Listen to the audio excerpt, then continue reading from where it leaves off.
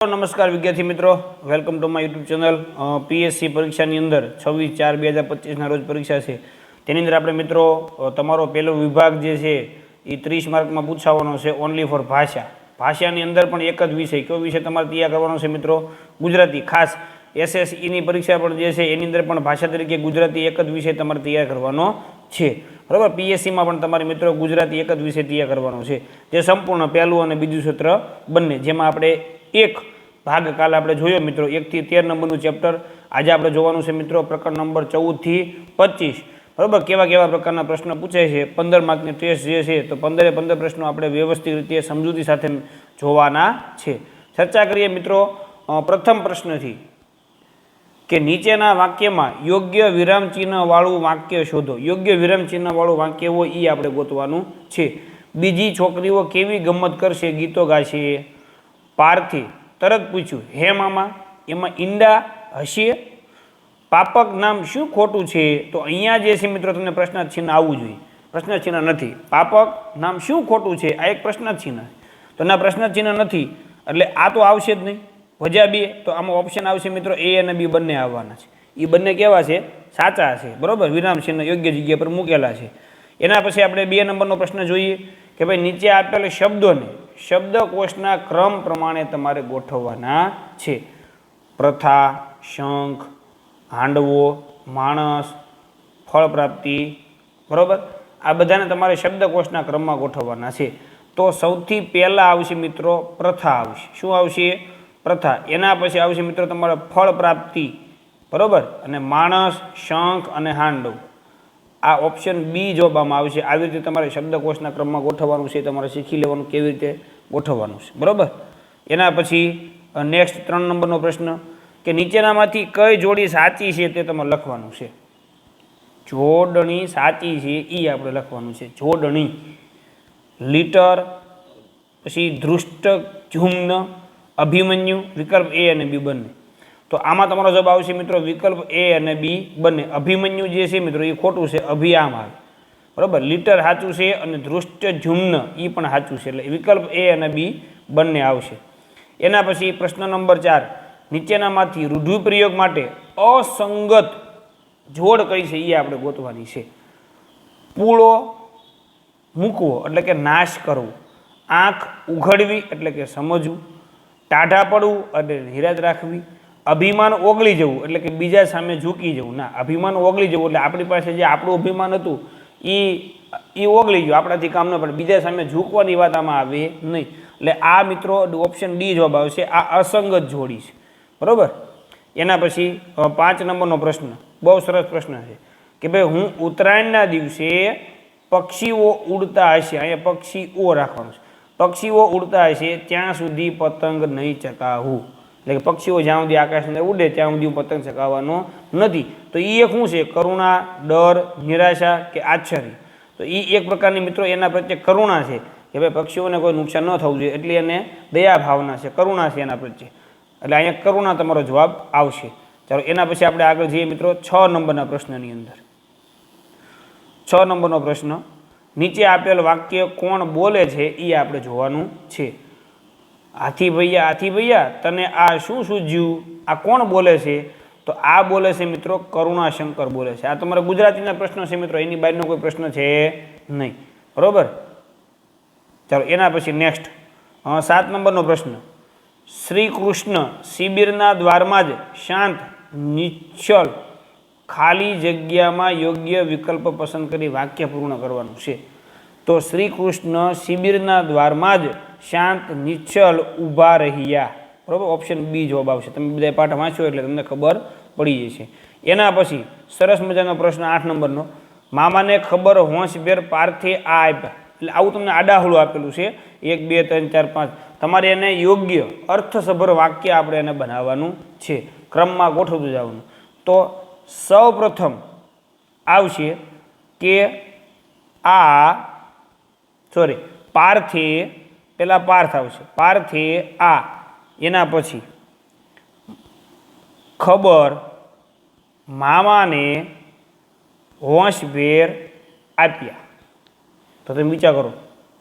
ચોથું, પાર્થે આ ખબર મામાને હોંશભેર આપ્યા. સમજાય છે ને? તો તમે જુઓ, પહેલાં ચોથું વાક્ય આપણે લીધું હતું, બરાબર? તો ચોથામાં બે જ ઓપ્શન છે, આ બે તો ઓલરેડી નીકળી ગયા. પછી આ તો એ પણ બેમાં છે. પછી ખબર તો 2 નંબરનું ઓપ્શન ડી તમારો જવાબ થઈ ગયો, બરાબર? એટલે તમે વાંચી શકો, પાર્થે આ ખબર મામાને હોંશભેર આપ્યા. આવી રીતે તમારે ક્રમમાં ગોઠવવાનું છે. ઓપ્શન ડી તમારો જવાબ આમાં આવશે. ચાલો, એના પછી નેક્સ્ટ 9 નંબરનો પ્રશ્ન. નીચે આપેલા શબ્દમાંથી નજીકના શબ્દ માટે કઈ જોડ અસંગત છે? નજીકના શબ્દ માટે, બરાબર?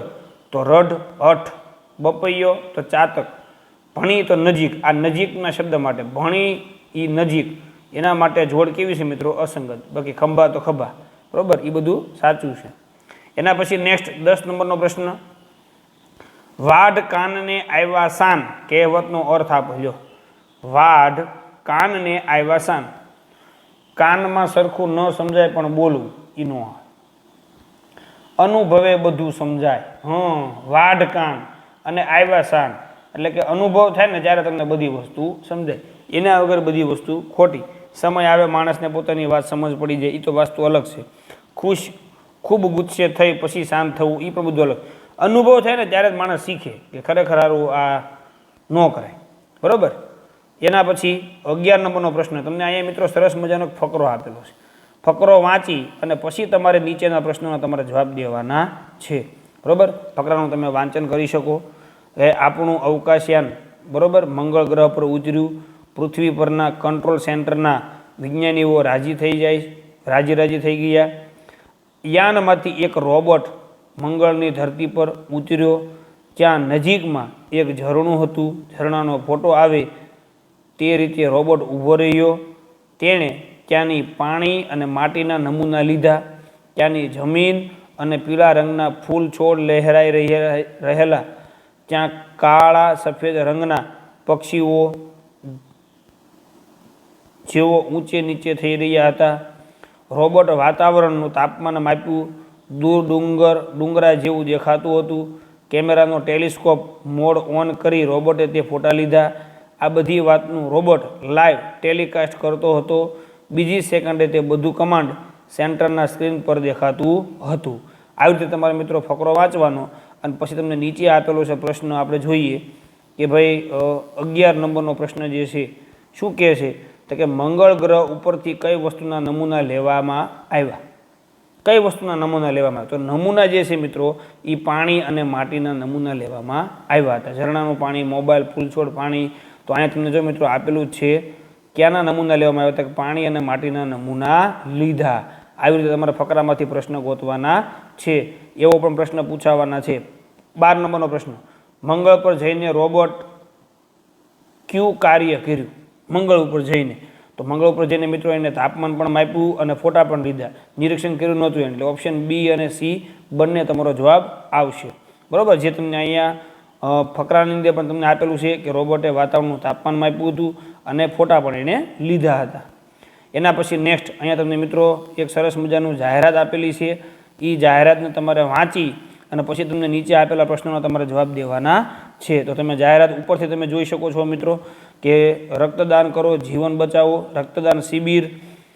એના પછી આપણે આગળ જઈએ તો રક્તદાન એ જ મહાદાન, રક્તદાન કરો, જીવન બચાવો. એના પછી વર્તમાન કોરોના મહામારીના સમયમાં રક્ત અને પ્લાઝમા રક્તની ઉણપ વર્તાઈ રહી છે. પ્લાઝમા રક્ત કોરોના દર્દીઓને ખૂબ જ ઉપયોગી બને તો રક્તદાન એ પ્લાઝમા દાન કરીને સેવામાં સહભાગી બને. એના પછી જે વ્યક્તિએ વેક્સિનના બંને ડોઝ પૂર્ણ કર્યા હોય તે પ્લાઝમા અવશ્ય દાન કરશે, એટલે રક્તદાન કરશે.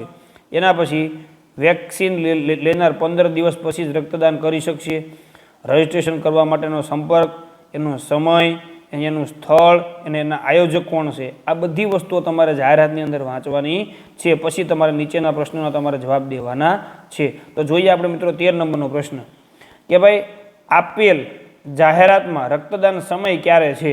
તો તમને અહીં આપેલું છે રક્તદાનનો સમય મિત્રો કેટલા વાગ્યાનો છે? સવારે 8 વાગ્યે. તો આમાં તમારો જવાબ આવશે મિત્રો ઓપ્શન બી, સવારે 8 વાગે. એના પછી નેક્સ્ટ આપણે જોઈએ તો કે ભાઈ રક્તદાન શિબિરનું આયોજન કોના દ્વારા કરવામાં આવ્યું હતું? તો એનું આયોજન જે છે મિત્રો એ વિન ગ્રુપ દ્વારા કરવામાં આવ્યું હતું. જોઈએ આપણે ખાલી આની અંદર પણ તો આયોજક કોણ છે મિત્રો? તો કે વિન ગ્રુપ ભાવનગર દેખાય છે.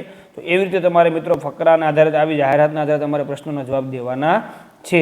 એના પછી રક્તદાન શિબિરમાં કેવા વ્યક્તિ લોહીનું દાન કરી શકે છે કે જેને કોરોના ન હોય તે નહીં, એવું અંદર વાંચવામાં નથી. જે વ્યક્તિએ વેક્સિનના બંને ડોઝ પૂર્ણ કર્યા તે એવું હતું. વેક્સિન લીધા પછી 15 દિવસ પછી, એટલે કે ઓપ્શન બી અને સી બંને. વેક્સિન લીધી હોય 15 દિવસ થઈ ગયા હોય તો એ પણ ડોઝ ટૂંકમાં રક્તદાન કરી શકે. બીજું, વેક્સિનના બંને ડોઝ લીધા હોય એ પણ રક્તદાન કરી શકે. એવું તમને અહીંયા સૂચના પણ આપેલી છે કે વેક્સિનના 15 દિવસ પછી રક્તદાન કરી શકાય, અને જે વ્યક્તિ વેક્સિનના બંને ડોઝ પૂર્ણ કર્યા હોય તે પ્લાઝમા અવશ્ય દાન કરી શકે. આ બે મુદ્દાઓનો સમાવેશ હતો. એટલે અહીંયા આવશે મિત્રો તમારો જવાબ જે છે ઓપ્શન બી અને સી બંને.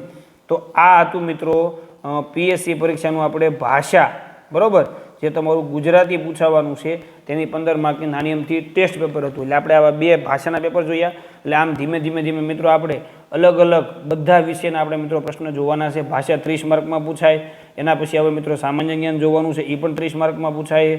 ગણિત 30 માર્કમાં પૂછાય અને વિજ્ઞાન 30 માર્કમાં. એટલે કુલ થઈ ગયા મિત્રો 120 માર્કનું પેપર. આવી રીતે આપણે છેલ્લે મોડલ પેપર પણ જોવાના છે. તો આઈ હોપ કે મિત્રો તમને આજનો વિડીયો સમજાઈ ગયો છે. આના પછીના નેક્સ્ટ વિડીયોમાં મળશું. ત્યાં સુધી આવજો મિત્રો. જય હિન્દ, જય ભારત.